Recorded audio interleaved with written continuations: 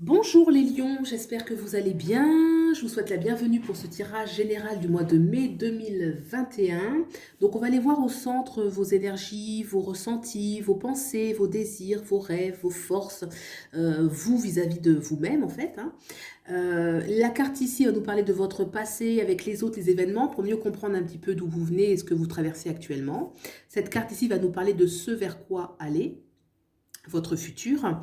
En dessous, on a la carte du foyer, la famille très proche, hein, la femme, le mari, les enfants, le domaine sentimental du coup aussi. Et puis ici, ça va être la situation sociale, l'environnement professionnel. Enfin, ici, on a une petite carte bonus qui va apporter un éclairage, soit sur le tarot, soit nous parler d'un événement inattendu. Voilà, un petit bonus. C'est parti pour les énergies générales. Donc là, il y a deux cartes parce qu'il y en a deux qui sont tombées. Et on a, waouh, waouh, super. Je vous montre tout de suite. Donc, on a le jugement ici, qui est le conseil des animaux. Magnifique. Le jugement est très, très, j'aime beaucoup dans ce jeu. Voilà, donc c'est une arcane majeure, bien évidemment. Et en dessous, on a le 2 de vision, donc c'est le 2 de coupe.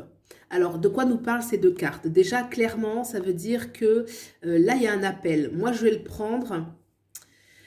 prendre essentiellement comme un appel de vous à vous, hein, quelque chose, une reconnexion avec qui vous êtes, vraiment ce que vous voulez à un niveau très profond. Le conseil des animaux, le jugement, c'est un appel intérieur, un appel très profond, hein. Ça peut être un appel de la vie, ça peut être un appel de ses guides, enfin il y a un domaine, un appel spirituel, on va dire, hein, sur un plan spirituel, pour que vous vous réaligniez avec ce que vous êtes et ce que vous devez faire. Souvent l'appel, il y a une notion aussi de but d'incarnation, de mission de vie, de mission d'âme, en tout cas quelque chose qui est fort, un grand tournant. L'appel, c'est toujours pour prendre une nouvelle direction. Le fait qu'on ait ce 2 de coupe à côté, pour moi, c'est vraiment une reconnaissance de vous à vous sur un plan très profond. Bien évidemment, ça nous parle aussi d'un couple, hein, ça peut être un appel pour un couple qui en vaut la peine. Si c'est un couple, c'est sûr, c'est quelque chose de fort, de beau, de constructif sur du long terme, en tout cas quelque chose qui va vous réaligner un peu plus avec vous-même. Ça reste quand même pour moi dans un premier temps un appel avec soi, puisque il faut d'abord bien se réaligner. Je pense l'appel, c'est souvent de notre cœur, quoi, de notre âme, hein. Ça reste quelque chose qui est quand même relativement personnel. Alors, on va regarder un petit peu les cartes qu'il y a autour. On a la tour. On a la tour. Waouh! Alors, la tour, regardez, on a cette tour à côté qui est notre arcane majeure. La tour nous parle toujours de quelque chose qui va changer, qui va, oui, qui peut s'écrouler, hein, clairement. Mais là, cette tour, elle s'écroule pas. On notera qu'elle ne s'écroule pas du tout.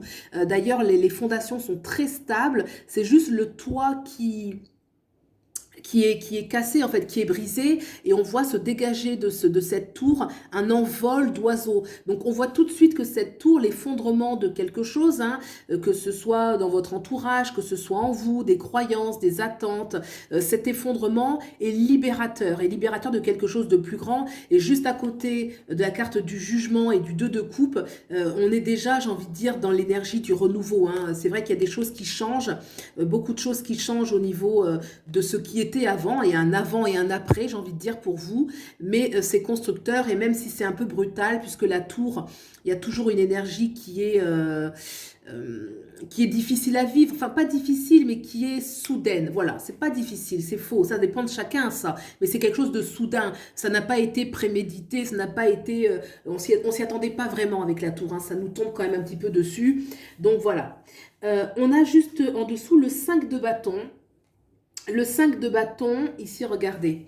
Le 5 de bâton nous parle quand même d'apprentissage, une notion de on apprend, il y a une notion aussi de spontanéité un peu, c'est-à-dire que c'est bien sûr qu'il y a la notion d'apprentissage, on nous rappelle que tomber fait partie de l'apprentissage, le fait de tomber, de ne pas être complètement maître, j'ai envie de dire, en la matière. Donc voilà, une invitation à, de toute façon, même si pour l'instant vous êtes un petit peu, vous n'êtes pas dans un terrain connu, et ben c'est parce que vous êtes dans un terrain d'apprentissage, et que forcément le terrain d'apprentissage, ben on tâtonne un petit peu, on connaît pas bien, on tombe, on chute, mais c'est une carte très dynamique qui parle d'action, qui parle d'enthousiasme, d'engouement, de témérité, où voilà, on allie sagesse et surtout pratique des choses.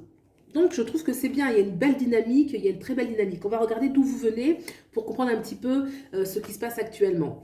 On a l'As de Challenge. Alors, ça veut dire que vous êtes une personne qui probablement avait fait des choix stratégiques, des choix intelligents, qui avait réfléchi sur quelle était l'as de challenge, c'est celui qui a l'esprit vif.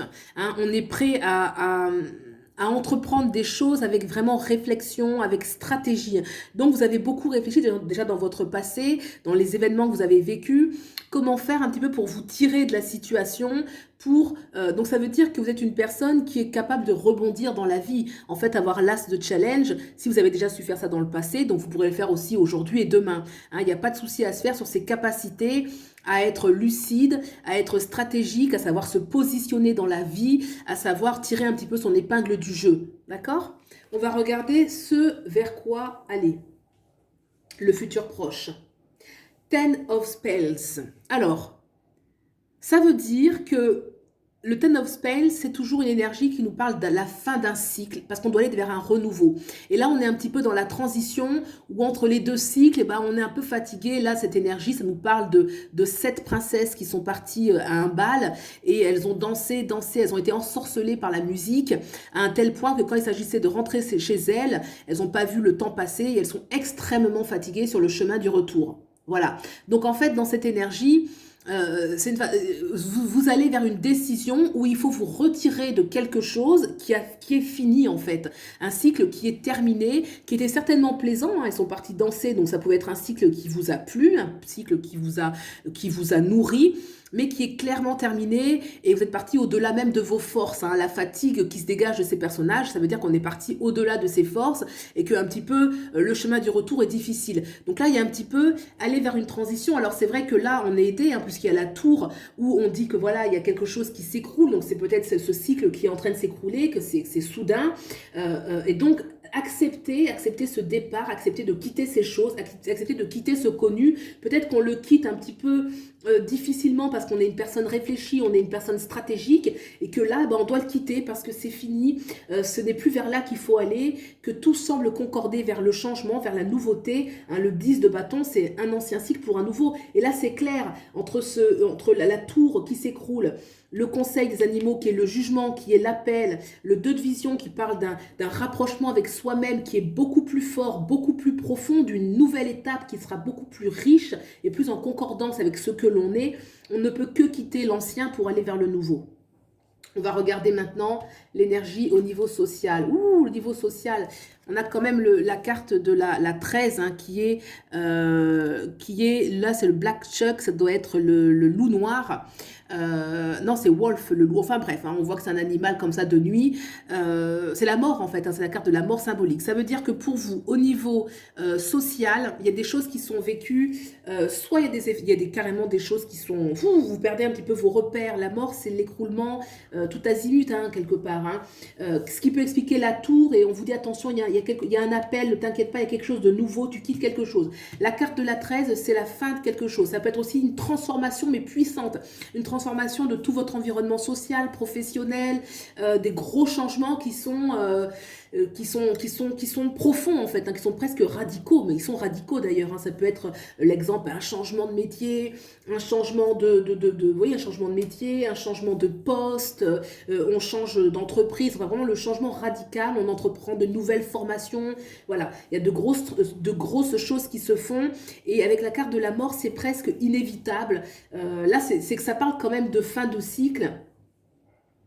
De fin de cycle quasi obligatoire. Quoi. Là, je ne vois pas comment vous pouvez retenir un petit peu ces énergies de changement qui s'imposent à vous. Et c'est pour ça qu'on a eu tout de suite ces 2 cartes qui sont sorties. Elles sont belles parce qu'on a la carte du jugement qui vient vous demander mais qui tu es vraiment, qu'est-ce que tu aimes vraiment, que veux-tu vraiment, et qui vient répondre justement, voilà, être plus proche de soi, de ce que l'on est, de ses rêves. Donc une façon tout de suite de vous dire, de vous rassurer que tout ce qui se passe là, ça sera pour du mieux. Ça sera pour du mieux. On va regarder ici le plan sentimental et familial, le foyer. Seeker of Spells. Alors là, on voit une personne qui est passionnée, qui a un élan.